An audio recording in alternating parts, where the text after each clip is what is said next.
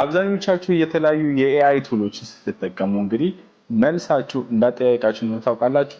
እስኪ ደግሞ ይሄን ሀሳብ ደግሞ ሼር አድርግላችሁ። ፕሮምፕቲንግ ይባላል። እንግዲህ ፕሮምፕት ታደርጉ ወይ ደግሞ ስትጽፉ ትእዛዝ ስትሰጡ ወደ ተለያዩ የኤአይ ቱሎች እነዚህ ሶስት ነገሮች ካስታወሳችሁ የተሻለ ነገር ታገኛላችሁ። እነዛ ምንድናቸው? ሮል፣ ኮንቴክስት እና ደግሞ ታስክ የምንላቸው ነገሮች ናቸው። ሮል የምንለው እንግዲህ አንድ ሰው ወይ ደግሞ የምትሰሩበት ዘርፍ ልንል እንችላለን። ለምሳሌ እኔ እንደ ካሜራ ባለሙያ ብዬ የራሴን ባስቀምጥ ኮንቴክስት ነው። ኮንቴክስት ደግሞ የምንፈልጋቸው ነገሮች ምን እንደሆኑ ምንዘረዝርበት ማለት ነው። ለምሳሌ እኔ የፈለኩት ካሜራ ለመግዛት ወይም ደግሞ የተለያዩ ካሜራዎችን ሪቪው ለማድረግ ፈልጌያለሁ ልበል። ስለዛ ምን አልኩት? እንደ አንድ ካሜራ ባለሙያ የተለያዩ የካሜራ ሪቪው ብዬ ምን አደረኩ? አስቀመጥኩ ማለት ነው። ሶስተኛ ላይ ደግሞ ታስክ ነው፣ ምንሰጣቸው ነገሮች ማለት ነው።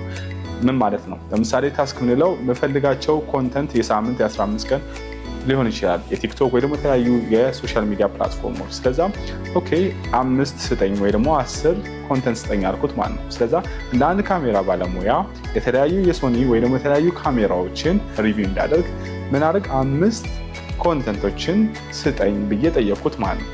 በዚህ መልኩ ሲሞክሩት እና ጥሩ መልስ ታገኛላችሁ። እንዲህ አይነት የምትፈልጉ ደግሞ ፎሎ ማድረግ እንዳይረሳችሁ። ሰላም ዋሉልኝ።